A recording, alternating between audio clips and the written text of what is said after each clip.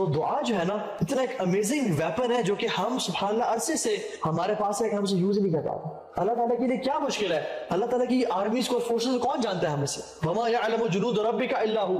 اللہ تعالیٰ کی طاقتوں اور اس کے لشکروں کو ہمارے اس کے علاوہ کوئی نہیں جانتا. یہ بادل، یہ بارش، یہ پانی، یہ بجلی، یہ ہوائیں، سب اللہ کے لشکر ہے. تو دعا کریں دل سے، اللہ لازمی قبول کریں گے. اسی طرح سے دعا کے آداب کے بارے میں ذکر کر لیتے ہیں ہم جو ہمارے پاس کوئی شائن بچہ ہے. آداب دعا میں سے ہے کہ اللہ کے نبی صلی اللہ علیہ وسلم کے پاس ایک شخص آئے اور ایک جنگ حنین میں ایک شخص تھے ابو عامر رضی اللہ تعالیٰ عنہ، صحابی تھے. ان کو نا اپنے گھٹنے میں ایک بہت زور کا تیر لگا اور جب ان کا نکالا گیا تو بہت زیادہ بلیڈنگ ہو رہی تھی اور خون روک نہیں پا رہا تھا. تو وہ صحابی پریشان تھے تو انہوں نے کہا کہ اللہ کے نبی کے پاس جاؤ اور کہو کہ میرے لیے دعا کرے. جن کا ابو عامر تھا. تو رسول اللہ کے پاس ایک صحابی ان کا یا رسول اللہ ابو عامر کو بہت تکلیف ہے، اسے خون بند نہیں ہو رہا، آپ دعا کریں. اللہ کے نبی صلی اللہ علیہ وسلم نے وضو کیا اور پھر اس بندے کے لیے دعا مانگی ابو عامر رضی اللہ تعالیٰ عنہ کے لیے. تو پتہ چلتا ہے کہ وضو کرنا دعا سے پہلے بہتر ہے، آداب میں سے ہے. کوئی انسان وضو کی حالت میں نہیں ہے تبھی دعا مانگ سکتا ہے، اس کو دعا انشاءاللہ قبول ہوگی. لیکن اگر وہ ایک ایکسٹرا اس پہ چیری آن ٹاپ ڈالنا چاہتا ہے کہ قبولیت کے مزید چانسز بڑھ جائیں تو وضو کی حالت میں ہو تو وہ دعا مانگے بہتر ہے. اسی طرح سے رسول اللہ صلی اللہ علیہ وسلم جب بھی جمرات کو مارتے یا دعا استسقاء کے لیے نکلتے اور دعا کرتے تو اپنی قبلے رخ ہو کے اپنی چادریں پھیلا دیتے. یا جب بھی سعی کرتے صفا سے مروہ اور مروہ صفا تو پھر جب ایک کمپلیٹ کرتے تو پھر قبلہ کی طرف ہو کے دعا مانگتے. تو قبلہ رخ بھی ہونا یہ بھی دعاؤں کے آداب میں سے ہے. دعا کی شرط نہیں ہے، آپ کہیں بھی بیٹھ کے دعا مانگ سکتے ہیں، لیکن آداب میں سے ہے. ٹھیک ہے، یہ جو کہ آپ کی دعا کی قبولیت کو مزید بڑھا دیتی ہے. اسی طرح سے اللہ کے نے فرمایا کہ تمہارا رب بہت حیا والا ہے. اس کو حیا آتی ہے کہ جب کوئی اس کا غلام، اس کا بندہ ہاتھ اٹھا کے اس سے دعا مانگے اور وہ ہاتھ خالی لٹاتے. تو اللہ تعالیٰ کو حیا آتی ہے کہ اللہ تعالیٰ کسی انسان کے ہاتھ خالی نہیں لٹاتے. وہ بڑی بزرگی اور حیا والے ہیں. امیجن کریں ایک فقیر شخص آپ سے آجزی سے ہاتھ اٹھا کے مانگ رہا ہے. ہم جو کہ خود فقیر ہیں اور غریب ہیں اور بالکل نکارے ہیں، نہ ایمان نہ کچھ ہم نے، ہمیں بھی ترس آئے تو ہم کچھ نہ کچھ دے دیتے ہیں اسے کہ اس نے ہاتھ پھیلائے میرے سامنے. تو جو مالک الملک اور بادشاہوں کا بادشاہ ہے اور جسے خزانے اتنے کہ اندازے ہی کوئی نہیں، اس سے جب اللہ کوئی انسان ہاتھ اٹھا کے دعا مانگتے تو اللہ کی بھی نے کہا کہ اللہ کو حیا آتی ہے کہ وہ ان ہاتھوں کو خالی لٹا دیں. تو اس لیے وہ خالی نہیں لٹاتے اور اس کو لازمی کچھ نہ کچھ دیتے ہیں. اور اللہ کے وسلم اپنے ہاتھوں کو اپنے کندھوں کے برابر اٹھاتے اور اپنے ہاتھوں کی ڈائریکشن بھی وہ اپنے چہرے کی طرف کرتے ہیں. His palm hand used to face his face. ٹھیک ہے، صلی اللہ علیہ وسلم. اسی طرح سے دعا شروع کس طرح کرنی چاہیے؟ توبہ استغفار سے. سب سے پہلے اپنے گناہوں سے توبہ مانگنی چاہیے. آپ سلمان علیہ السلام کو دیکھ لینا، انہوں نے کیا دعا مانگی؟ رب اغفر لی وہب لی ملکا، یا اللہ مجھے معاف کر دے اور مجھے ایسی سلطنت دے جیسی تو آج تک کسی کو نہیں دی. کیونکہ جیسے ہی انسان نے اپنے گناہوں سے توبہ مانگی اللہ نے اس کے گناہوں کو معاف کر دیا اور اللہ سے راضی ہو گیا. اب اللہ راضی ہے، اسے جو مرضی منوا لو. اور فوراً سے اللہ سلمان نے کیا دعا کی؟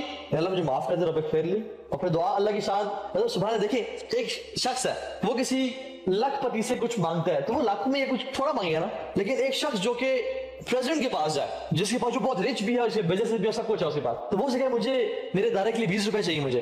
تو شرم نہیں ہے کہ کس سے مانگ رہا ہے تو نا. تو جتنا انسان کا اسٹیچر ہوتا ہے اتنی بڑی دعا مانگنی چاہیے. کسی بادشاہ کے پاس آپ جائے کہیں گے مجھے 200 روپے چاہیے تھے، میں آپ کے پاس یہ آیا، انسان مناسب لگتا. تو جب اللہ رب العالمین کے سامنے انسان دعا مانگے، اور تو چھوٹی چھوٹی دعا بھی مانگنی چاہیے اللہ کے سامنے، کیونکہ وہ ہر چیز کو پورا کرنے والا ہے، کیونکہ ہم اسی کے محتاج ہیں. لیکن انسان بڑی سے بڑی دعا مانگے تو اپنے دعا کے جو سٹینڈز ہیں ان کو بھی ریز کر لیں. سلمان علیہ السلام نے کیا دعا مانگی؟ ان سے جو غلطی ہوئی، کیا غلطی ہوئی کہ گھوڑے کی وجہ سے ان کی نماز میں ڈیلے ہو گئی and he was fascinated by the horses. ٹھیک ہے، تو انہوں نے کیا؟ رب اغفر لی وہب لی ملکا، یا اللہ مجھے معاف کر دے اور مجھے اب تم نے معاف کر دیا، مجھ سے راضی ہو گیا ہے اور میرے گناہوں کو نیکیوں بدل دیا ہے، تو مجھے ایسا ملک دے جیسے تو نے آج تک کسی کو نہیں دیا. اور اللہ تعالیٰ نے دعا قبول کی اور دیا ان کو ایسا ملک. ٹھیک ہے، تو اسٹارٹ بائی میکنگ استغفار. ٹھیک ہے، ایک شخص تھا جو کہ مزدور اور لیبر طبقے کا تھا اور وہ ہر سال حج کرتا تھا. یہ ٹرو اسٹوری ہے، ہر سال حج کرتا تھا. تو لوگوں نے اس سے پوچھا کہ یہ کیا بات ہے کہ آپ کے پاس تو مطلب اپنی انکم بھی بہت تھوڑی ہے، آپ کے پاس تو مال پیسہ بھی نہیں ہوتا، آپ ہر سال حج کرتے ہیں، ہاؤ از دس پاسبل؟ تو اس نے کہا کہ واللہ تعالیٰ عالم، اللہ تعالیٰ میری ہر سال نیڈ پوری کر دیتا ہے اور کسی طرح سے بندوبست ہو جاتا ہے. لیکن جو مجھے لگتا ہے کہ the reason why this happens to me is، ایک واقعہ مجھے لگتا ہے، اور وہ یہ کہتے ہیں کہ جب میں نے فرسٹ ٹائم حج کرنے کا ارادہ کیا تو کہتے ہیں کہ میں نے نا اپنا سارا سال پیسہ اکٹھا کیا. so I gathered my money for the whole year. اور پھر کہتے ہیں کہ میں نے جب میں بس سے بیٹھا ہوا تھا and I was going while the Hajj was started, I was going, تو I saw a woman, she was very heavy, اور وہ اتنی heavy تھی کہ اسے چلنا مشکل ہو رہا تھا اور اس نے ایک سٹک سی پکڑی تھی جس سے وہ چل رہی تھی and I could easily see کہ وہ بہت زیادہ تکلیف اور پین میں ہے جو چل رہی ہے. تو میں نے سوچا کہ میں کیا حج کر رہا ہوں کہ جب وہ میں بہترین حالت میں ہو کے صحیح طریقے سے حج کر رہا ہوں اور بس پہ کر رہا ہوں اور وہ بیچاری بوڑھی اور موٹی عورت ہے، وہ صحیح طرح نہیں چل پا رہی، تو تیرے حج کا کیا فائدہ؟ تو کہتے ہیں میں اترا اور میں نے اس کو بولا کہ ماں جی میں پیدل چل لیتا ہوں، آپ جو ہے نا وہ سیٹ پہ بیٹھے میری. تو وہ رونا شروع ہو گئی اور اس نے جو ہے نا وہ اس کا بہت شکر ادا کیا, اور پھر مڑ کے نا اللہ تعالیٰ سے دعا کی اور اس سے کہا کہ اللہ تجھے ہر سال حج کروائے, اللہ تجھے ہر سال حج کروائے.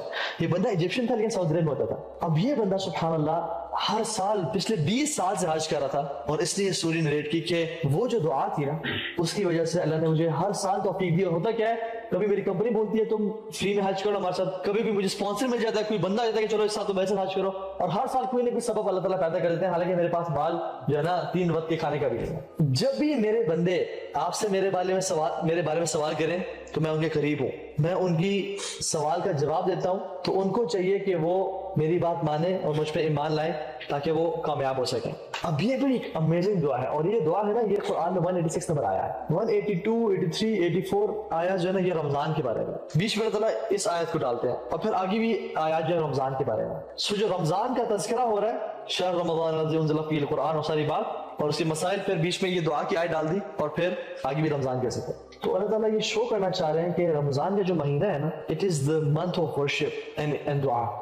جو شخص رمضان میں دعا نہیں مانگتا نا اس کو لٹرلی رمضان میں اس نے انجوائے نہیں کیا, اپنے رمضان کا مزہ نہیں اٹھایا. اچھا اس دعا کو کس طرح دیکھ لیتے ہیں. وَإِذَا سَأَلَكَ عِبَادِي, اللہ تعالیٰ کہتا ہے وَإِذَا, اِذَا کا ہوتا ہے when, جب میرے بندے مجھے سوال کرے. ٹھیک ہے, ہو سکتا کہ وَإِنَّ سَأَلَكَ عِبَادِي وَإِن سَأَلَكَ عِبَادِي, کہ if اگر میرے بندے آپ سے سوال کریں. میں ایسی ایگزامپل سے دیتا ہوں آپ کو کہ ایک جیسے ماں ہے نا, اس کا بچہ جاتا ہے جہاد پہ یا وار فیئر پہ جاتا ہے, اور وہ جاتا ہے تو کچھ ٹائم گزر جائے تو ماں کیا دعا مانگے گی کہ جب میرا بیٹا آئے گا نا تو میں بہت خوش ہو جاؤں گی. یہ دعا مانگے گی یا کہے گی اگر میرا بیٹا آیا تو میں خوش ہوں گی.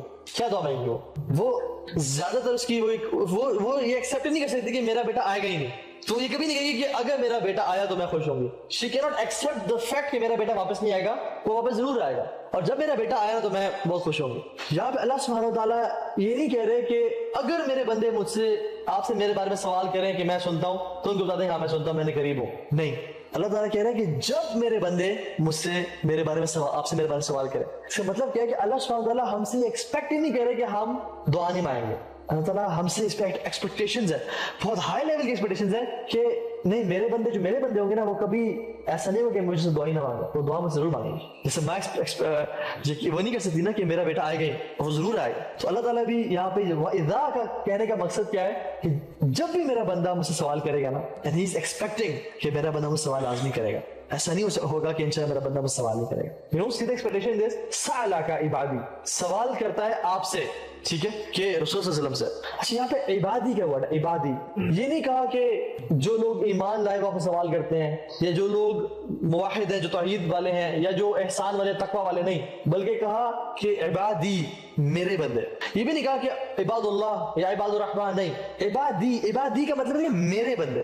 اس میں جو ایک اپنا پن ہے نا وہ ہم سوچ بھی نہیں سکتے. اللہ سبحانہ وتعالیٰ جب بھی آئے کے ذکر کرتے ہیں نا, یا تو شدید محبت کی فارم میں ذکر کرتے ہیں یا شدید غصے کی فارم میں ذکر کرتے ہیں. تو یہاں پہ کیا محبت ہے یا غصہ ہے؟ شدید محبت, کہ جب میرے بندے آپ سے میرے بارے میں سوال کریں تو پھر کیا عنی فانی قریب. اچھا ایک بات بتائیں, یہاں لوگ سوال کسے کر رہے ہیں اللہ تعالیٰ کے بارے میں؟ رسول صلی اللہ علیہ وسلم سے. تو ہونا کیا چاہیے کہ پھر جب آپ سے میرے بندے میرے بارے میں سوال کریں تو آپ کہہ دیں کہ میں قریب ہوں, ہونا تو یہ چاہیے نا. لیکن اللہ تعالیٰ یہاں کہہ رہے ہیں کہ جب آپ سے میرے بندے سوال کریں میرے بارے میں تو میں قریب ہوں.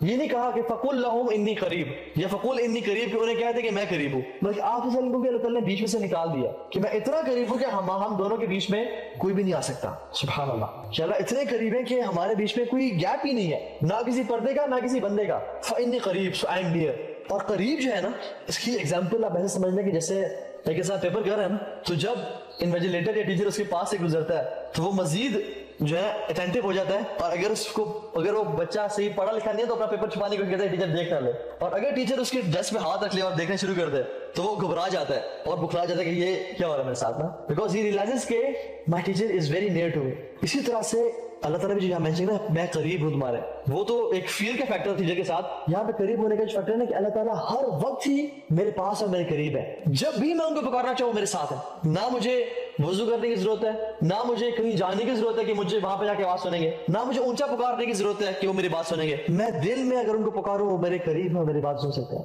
کس طرح سے نحن اقرب الیہ من حبل الورید, کہ ہم ان کی شاہ رگ سے بھی زیادہ قریب ہیں, اتنے قریب. ٹھیک ہے, اسی طرح سے یہ جو ہے نا اللہ تعالیٰ کہتا ہے اجیبو دعوت الداعی، اجیبو کہ میں اس کی سوال کو جواب دیتا ہوں، میں اس کی پکار کو سنتا ہوں. جو ورڈ ہے نا اجیبو، this shows immediate reply, immediate reply. استجیبو کا مطلب ہے کہ یس، جیسے فار ایگزامپل اگر مجھے کہے نا کہ میں نے آپ کو ملنا ہے، میں کہوں okay well try to meet, یہ استجیبو. اگر وہ کہہ رہا ہے میں آپ کو ملنا ہے، ٹھیک ہے ابھی بیٹھتے ہیں یہیں پہ، یہاں ملتے ہیں. دس از امیڈیٹ